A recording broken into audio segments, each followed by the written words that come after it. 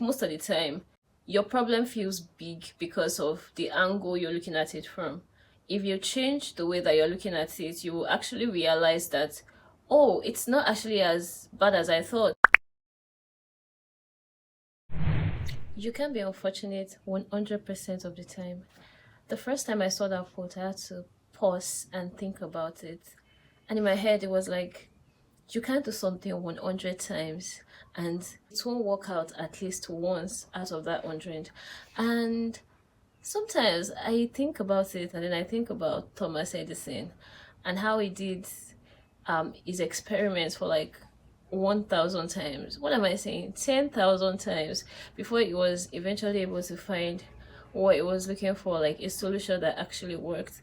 I really do not know what to even say to that, because like for somebody to do the same thing over and over for 100 times and then 500 times, that is a whole lot, right?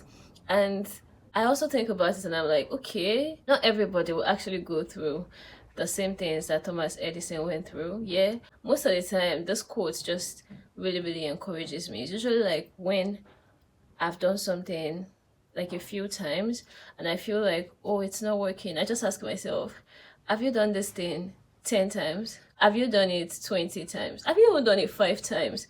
Not to talk of like 50 times or 100 times. And that just gives me the motivation to keep going and to keep trying. Don't get me wrong. In this life, wisdom is profitable to direct. Yeah, so I'm not trying to say that you just keep doing the same thing over and over again. No. Even Thomas Edison always had to like improve on something on the next try or do something differently on every try. So yeah, if it is something that actually has the potential to work, and if it is something that people have done in the past and it actually worked for them, who says or what says that it's not going to work for me? Maybe I've just not tried enough. Yeah, so another saying or quote that has stayed with me so far and pushes me to do more is, your growth is as fast as you want it to be. It gives me the sense of my growth is in my hands. Yeah, so if I feel like, oh, I'm not at a certain height or level yet, or the progress I want is not happening as fast as I want it to be, it takes me from that point where I am blaming external factors for whatever is happening to me to the point where I am taking responsibility for my life and how it's going. And I don't know if that makes sense, but yeah, it makes me ask the question, what can I be doing right now to So it makes me ask the question, what can I be doing differently? Yeah, what am I supposed to be doing that I've not done? What else can I do about this situation that can make things better? It just makes me accept responsibility, like it's your life. So however it is going, it is on you, yeah? And it is up to you to find a way to make it work. Yeah, so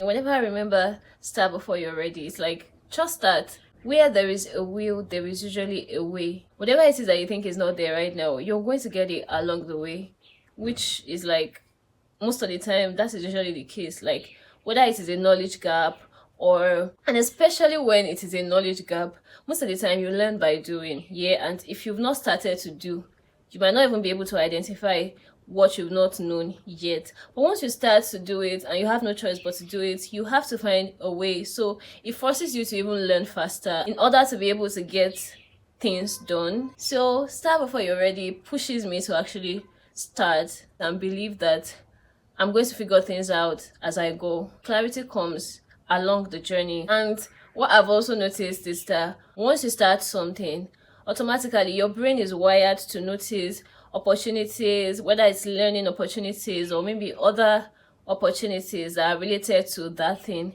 So for instance, say you wanted to learn like a tech skill, you just see that you start to notice things that are related to that skill. Yeah, and it's almost as if they just start to magically appear, but they've actually always been there. It's just that now that your focus is actually on that thing, your brain subconsciously tries to pick out things that are related to that thing that you're trying to achieve. So yeah, start before you're ready. You figure things out as you go. Okay, so this next one actually helps me to put my emotions in check. And it's usually like, be proactive, not reactive. To me, proactivity is like you're in control. Yeah, but reactivity is like that situation or that person that provoked you, or whatever is in control, but not you. Proactivity is like you're anticipating a certain issue or like a certain scenario or certain things, and then you're putting things in place to prepare for that thing.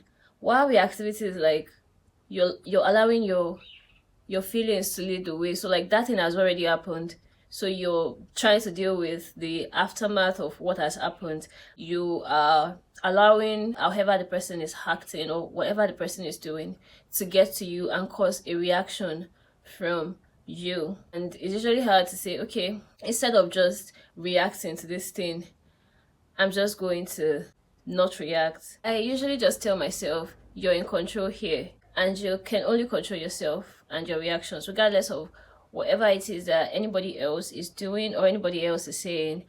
It's up to you to control how you react to it. How people behave or act is usually like that is who they are. Now, how you react to them, that is also who you are. So even if somebody is acting a certain type of way towards you, how they act is them, and how I react is me. And lastly, see the cup half full and not half empty. Generally, I have a tendency to want to focus on the things that are not working and forget the things that are working, yeah, or focus on like the bad part of things and not see like the good part of it. But whenever I remember that, like, see the cup half full and not half empty, it opens my eyes to see like the good part of things. Like, okay, this is not working, but this part is working, yeah? And it just forces me to realize that perspective is everything. Like, most of the time, your problem feels big because of the angle you're looking at it from. If you change the way that you're looking at it, you will actually realize that, oh, it's not actually as bad as I thought. And when you change your perspective, when you change the way that you view things, sometimes you even start to see the solution just by changing how you think or how you approach something. The way you see something determines how you approach it, yeah, and how you approach it determines the response you get from it. So if you're already seeing the problem to be really big, to be magnified, you tend to approach it with fear. And fear will actually just make things worse. Yeah, fear will cloud your mind and make you not see the way that it can work out. But when you put things in proper perspective, you just get to see, oh, okay, it's actually not as bad as I thought it was. Yeah, and seeing that it's not as bad will bring down your fear, and from there you can actually be able to work out something like, okay, this is how I can solve this, or this is how I can find a solution to this. So it's just generally like looking on the bright side of things and choosing to focus on the positives and not just the negatives, yeah? So basically that's my view on these popular sayings that have stuck with me over the years. And yeah, you can also drop like your own quotes in the comment section, like what are the quotes that have maybe helped you get through life, or that have shaped your perspective of life, or that just push you to do more, like get past whatever situation where you're feeling stuck. What are some of the things or some of the sayings that have helped you get over them? And even like on the ones that I've spoken about, like what are your own views on them? Please drop them in the comment section. And thank you for sticking with me through this video. I am going to see you in my next video. Bye.